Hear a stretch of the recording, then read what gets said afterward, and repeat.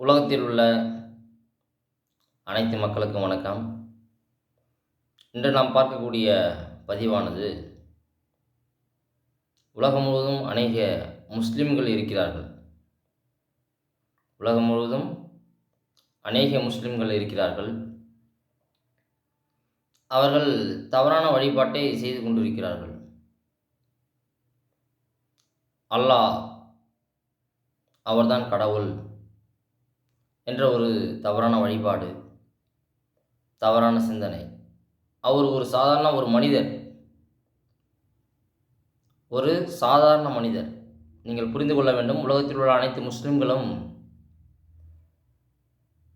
மெய்யான தேவனை வணங்குவதை விட்டுவிட்டு நீங்கள் ஒரு சாதாரண மனிதரை நீங்கள் வணங்குவது மிகவும் தவறு. நான் உங்களிடத்தில் தேவன் சொல்ல சொன்னார், சொல்லிவிட்டேன். தேவன் சொல்ல சொன்னார், சொல்லிவிட்டேன். நீங்கள் தேவனுக்கு பயப்படாமல் சாதாரண ஒரு மனிதருக்கு பயப்படுவது மிகவும் தவறு. ஏனென்றால் நீங்கள் வழிபடும் முறை அனைத்தும் தவறு என்று தேவன் சொல்ல சொன்னார், நான் சொல்லிவிட்டேன். இதை நீங்கள் தெரிந்தும் ஒரு தவறு நீங்கள் செய்தால் நீங்களும் தண்டிக்கப்படுவீர்கள் தேவனால், என்னால் அல்ல. உங்களுக்கு புரிகிறதா? தேவன் சொல்ல சொன்னார், நான் சொல்லிவிட்டேன்.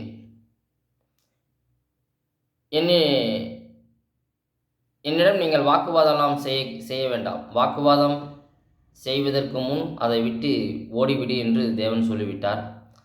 அதனால் நான் யாரிடமும் வாக்குவாதம் செய்ய விரும்பவில்லை. நீங்கள் புரிந்து கொள்ள வேண்டும்,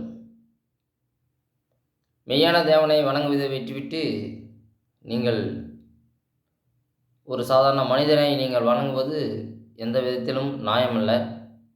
இது தேவன் சொல்ல சொன்னது, நான் சொல்லிவிட்டேன். நீங்கள் தெரிந்தும் தவறு செய்தால் நீங்களும் தண்டிக்கப்படுவீர்கள் நிச்சயமாக.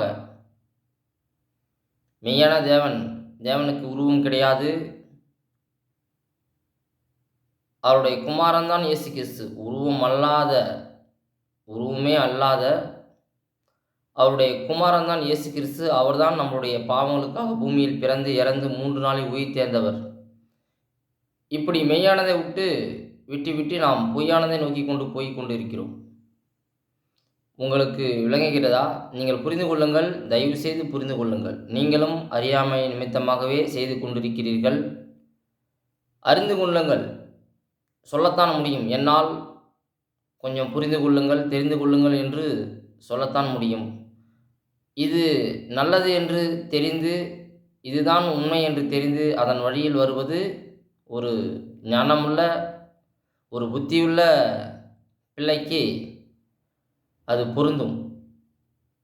நீங்கள் தெளிவடையுங்கள். புத்தி அற்றவர்களாக இராமல் புத்தி உள்ளவர்களாக இருங்கள். நிச்சயமாகவே தேவன் சொல்ல சொன்னார். உலகத்தில் உள்ள அனைத்து முஸ்லிம்களும் புரிந்து கொள்ளுங்கள். மெய்யான தேவனை நோக்கி பாருங்கள், நீங்கள் ரட்சிக்கப்படுவீர்கள். புரிந்து கொள்ளுங்கள், புரிந்து கொண்டு தெளிவடையுங்கள். நான் உங்களிடத்தில் பொய் கூறவில்லை, உண்மையை மட்டுமே பேசிக்கொண்டிருக்கிறேன். நீங்களோ திரும்ப திரும்ப தவறு செய்தால் எப்படி? தவறு செய்யாதீர்கள். நான் உங்களிடத்தில் இப்போது சொல்லுகிறேன், உலகத்தில் உள்ள அனைத்து முஸ்லிம்களும், நான் உங்களிடத்தில் பொய் கூறவில்லை, உண்மையை மட்டுமே பேசிக்கொண்டிருக்கிறேன். பொய் கூறினால் என்னை தேவன் தண்டித்து விடுவார். உங்களுக்கு புரிகிறதா? தெளிவடையுங்கள். மெய்யான தேவனை நோக்கி பாருங்கள். நன்றி, வணக்கம்.